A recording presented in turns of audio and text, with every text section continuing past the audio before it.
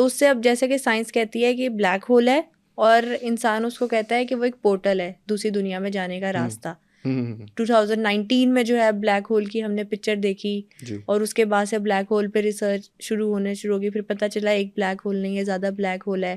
तो इस बात पे इत्तेफाक करते हैं जिसको साइंस कहती है कि वो ब्लैक होल है वो इस्लाम में एक पोर्टल हो सकता है।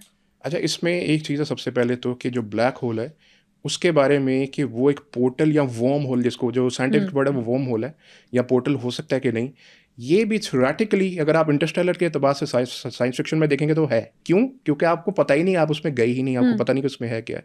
लेकिन जहाँ तक हिग्स बोसन की बात है, जिसको गॉड पार्टिकल कहते हैं, हिग्स बोसन, वो आपको एक एक क्वांटम वर्ल्ड का बता रहा है। जो ये वाला पार्ट है ये रिलेटिव वर्ल्ड का, रिलेटिविटी और क्वांटम मैकेनिक्स में थोड़ा सा ये डिफरेंस होता है।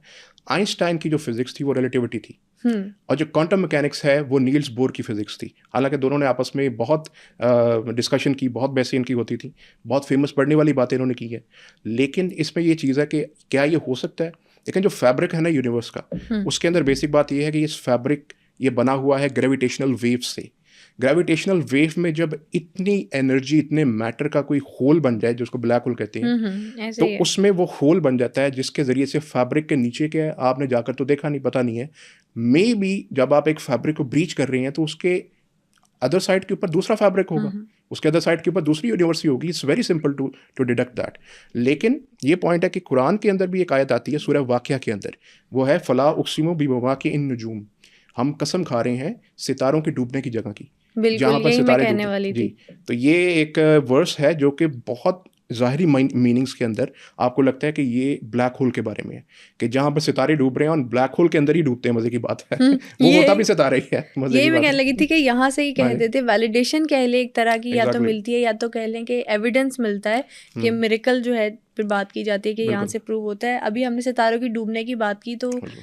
उनके पैदा होने की भी बात की। कहा जाता है कि नेबुला जो है जी जी उसकी गुलाब जैसी शेप है, जिसको साइंस कहती है या जी मानती है मोस्ट जी प्रोबेबली। जी जी। और ये कहा जाता है कि कुरान में भी यही बात की गई है कि नेबुला की शेप जो है वो गुलाब के फूल जैसी वो है। रोजेट नेबुला है जिसके बारे में आपने जिक्र किया है। रोजेट नेबुला के बारे में नासा के बहुत लेटेस्ट इमेजेस हैं, बहुत अच्छे, बड़े प्यारे हैं, खूबसूरत है। पहली चीज़, is very beautiful to see. Secondly, it is sometimes being mentioned in the Quran as well. अब यहाँ पर ये है कि ये जो नेबुला होता है ना, ये एक नहीं होता, इस बहुत होते हैं, न्यूमरस है और बल्कि इन्फिनिट है।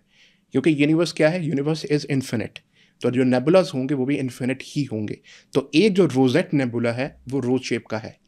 इसी तरह से जैसे बहुत मुख्तलिफ, जैसे जो प्राइमरी नेबुला ना, अगर आप उसकी बात करें, प्राइमरी नेबुला वो है जो फटा था, बिग बैंग हुआ था ना, वो प्राइमरी था।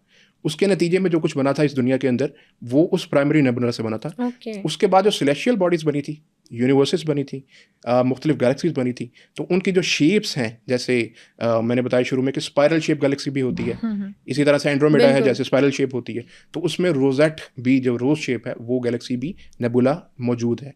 तो इसलिए एक ऐसा ज़रूर मिलता है, बल्कि न्यूमरस से उनकी मुख्तलिफ शक्लें भी मिलती हैं, तो एक तो ज़रूर है, इसको तो हम कंफर्म कर सकते हैं जी। बिल्कुल ठीक हो गया। अभी ना आपने गोल्डन रेशियो की एक बात की थी, तो ये भी हम सुनते हैं कि कुछ मैथमेटिकल मिरेकल्स है जिनको कुरान प्रूव करता जी है। जी जी। ये कहा जाता है कि नंबर 19 को कुरान प्रूव करता है कि इसके पीछे कुछ सीक्रेट है। अच्छा, इसको थ्योरी ऑफ 19 बोलते हैं। थ्योरी ऑफ 19 बेसिकली जो फर्स्ट टाइम जिसने डेवलप की थी उनका नाम था राशिद अल खलीफा। ये असल में एक रिसर्चर ही थे, राशिद अल खलीफा।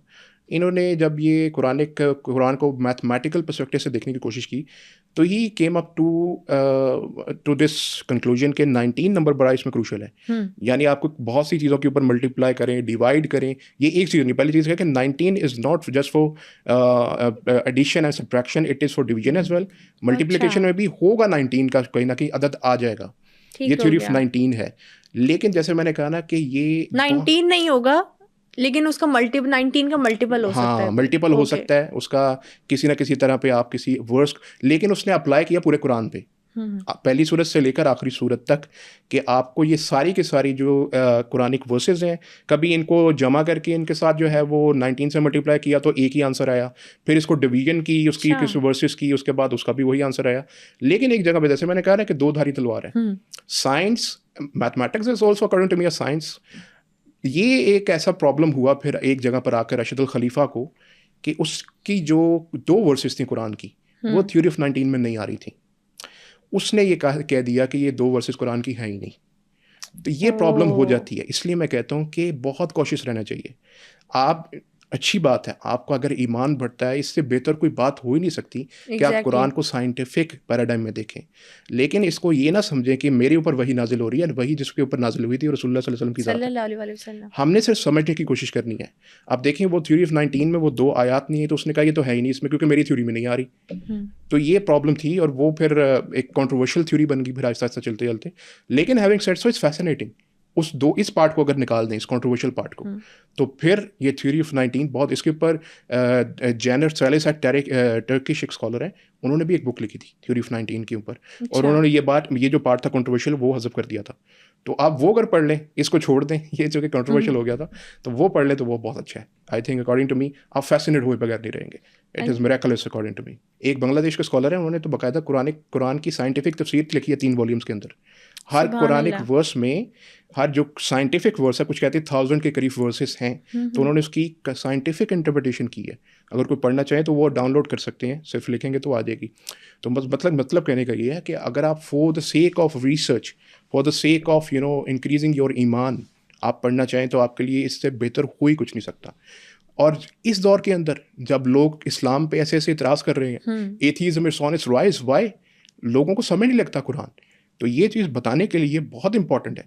लेकिन हैविंग सेड सो, ये इतना मार्जिन ज़रूर रखें कि कुछ बदल जाए तो आपका ईमान ना हिले। ये ना हो कि ईमान बदलना पड़ जाए कि मैंने तो ये बिल्कुल ठीक सोचा है। था, अब वो चीज़ बदल गई, आप क्या होगा, ये ना हो, बस इतना बिल्कुल ठीक मार्जिन है।